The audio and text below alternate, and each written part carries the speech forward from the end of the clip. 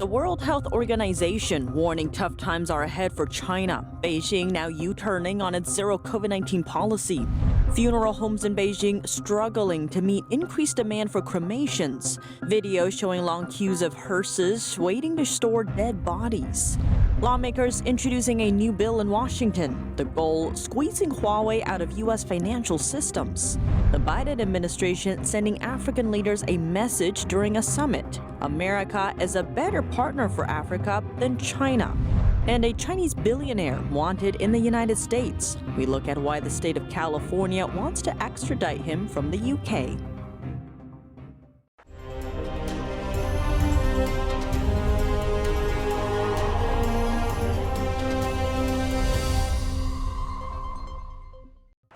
Welcome to China in Focus. I'm Tiffany Meyer. China's strict zero-COVID-19 policy may be rolling back, but chaos has taken its place instead.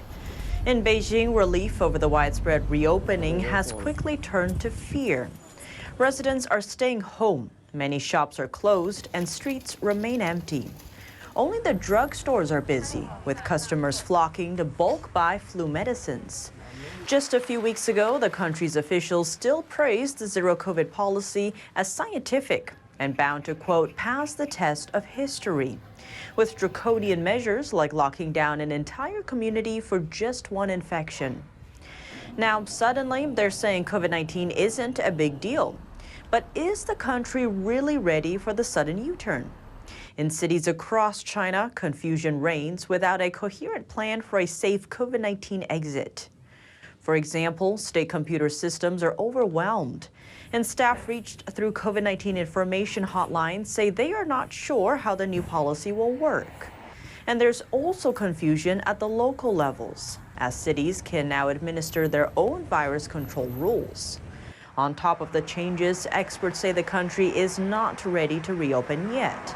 That's due to several factors: low vaccination rates, low efficacy of homegrown vaccines, and not enough healthcare capacity.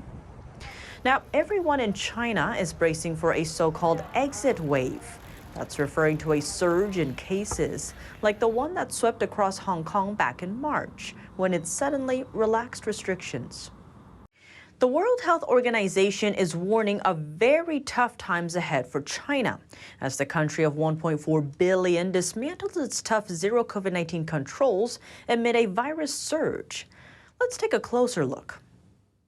The global health body said on Tuesday China's population lacks herd immunity and has low vaccination rates for the elderly, which may lead to a hefty price being paid for the country's rapid U-turn on virus controls. The WHO previously criticized China's zero-COVID for being unsustainable. In Beijing on Wednesday, pharmacies were crowded with people buying flu medication, test kits, things which could help them fight COVID at home. And an online health platform began selling Pfizer's oral antiviral Paxlovid for the first time in mainland China. The medication sold out in just over half an hour after its listing was reported. There are worrying signs that a wave of infections are building, even though official tallies of new cases have dropped in recent weeks. China's National Health Commission said on Wednesday it would stop counting asymptomatic virus cases into its nationwide tally. It explained, since authorities reduced testing, it's now hard to get an accurate snapshot of the situation on the ground. It was a busy day at Beijing's fever clinic on Wednesday. Multiple patients needed both IV drips and oxygen tanks. That's as daily virus cases hit record highs in China after an easing of virus curves. More than 14,000 fever clinics have been opened in hospitals above level 2 nationwide, and more than 33,000 fever clinics have been set up in community hospitals. Hospitals in the country have also reportedly been struggling with staffing problems, while inquiries to health hotlines have increased sixfold. Funeral homes are very busy operating around the clock in Beijing. The Chinese capital has seen a virus surge in COVID cases as the country reopens. A video online shows hearses lining up for miles at a funeral parlor there. 现在这些车辆啊，已经到长安街了。完了是，这都是寄存的，你还别说约火化，你存都存不了，你更何况去火化了？你瞅瞅这车，这昨天开始排的，不是说今天。 Staff at the funeral parlor told Radio Free Asia on Wednesday that they've been operating with several days of backlog, saying they are very busy, quote, with a lot of cremations happening every day. Now, the amount of cremation has exploded. You need to wait several days. The appointment could be any date. The employee told NTD on Wednesday that they currently have too many customers, and that customers are already fortunate enough if they can manage to book a cremation. So farewell services are no longer provided. What's more, a hospital in Beijing complained in a social media post about a lack of cold storage for bodies. The post claims funeral homes in the city are suffering from a serious shortage of staff due to a virus surge among them. And that on top of the city's recent increase in death rates, cremations are now being scheduled for 5 to 7 days' time.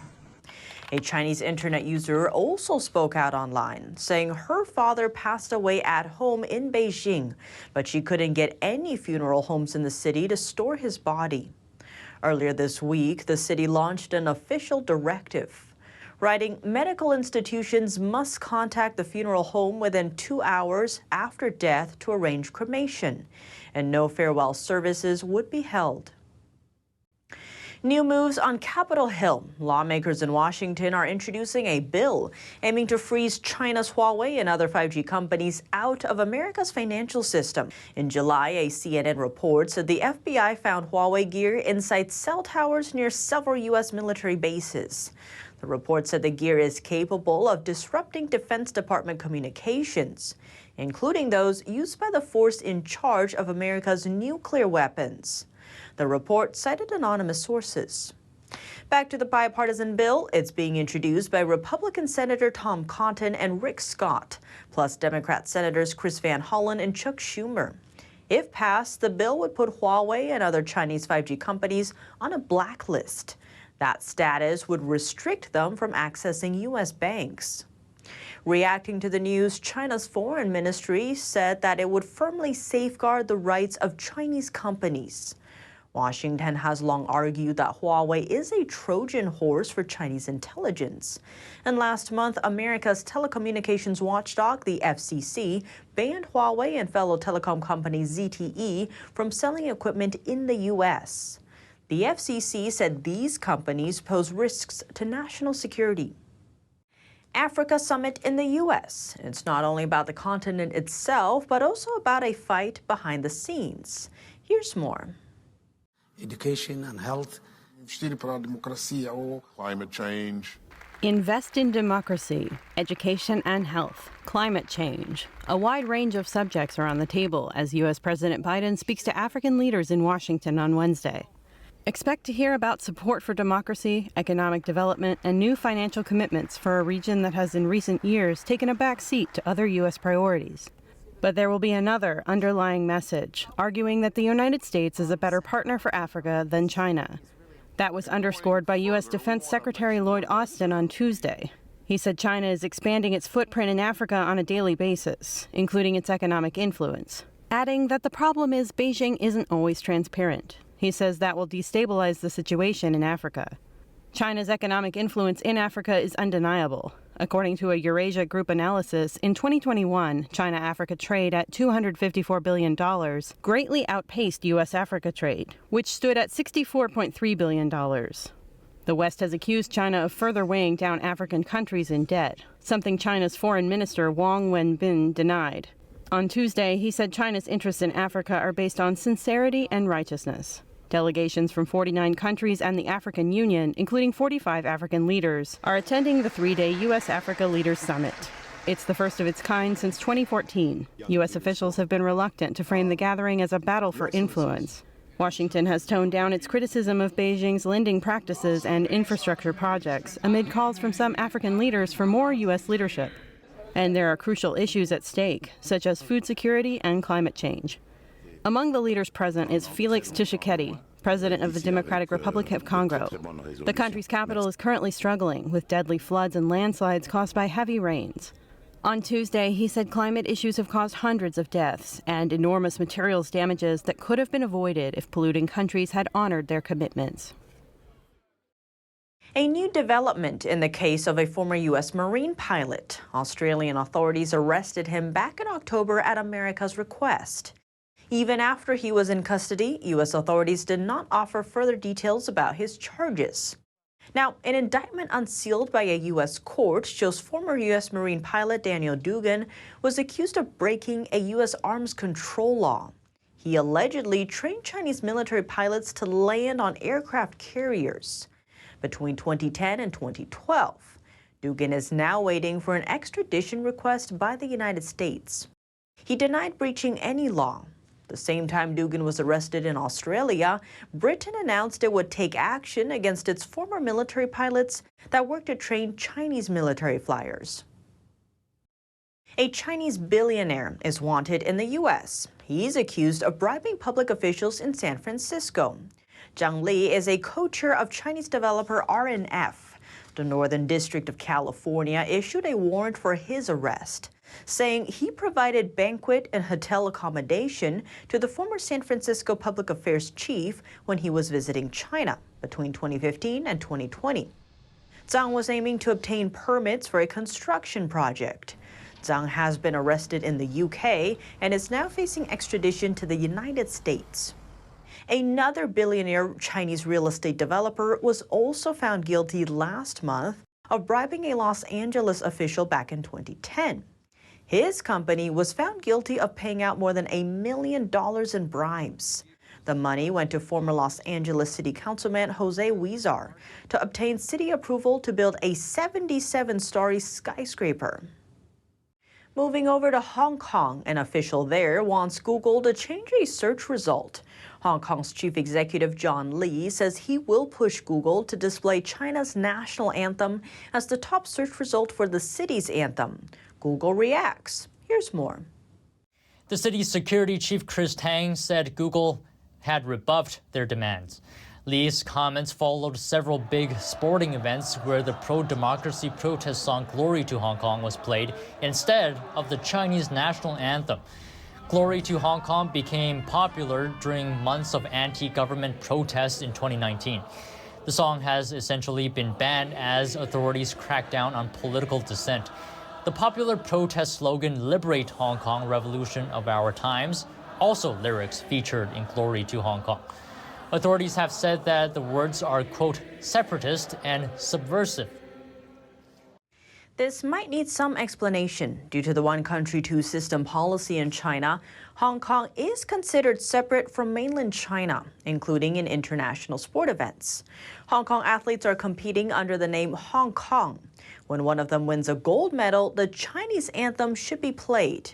But in a sport event recently in Korea, event staff searched in Google for Hong Kong anthem and took the one on the top of the list, the protest song Glory to Hong Kong.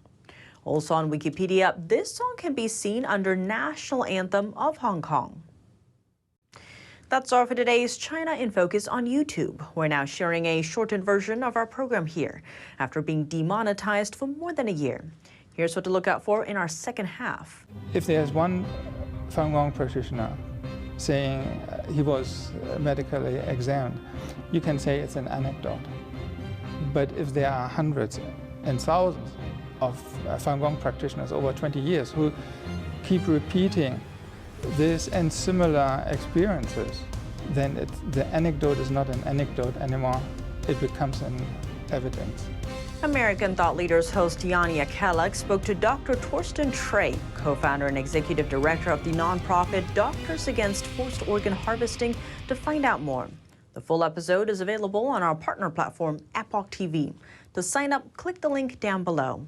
Thanks for watching China in Focus. I'm Tiffany Meyer. See you tomorrow.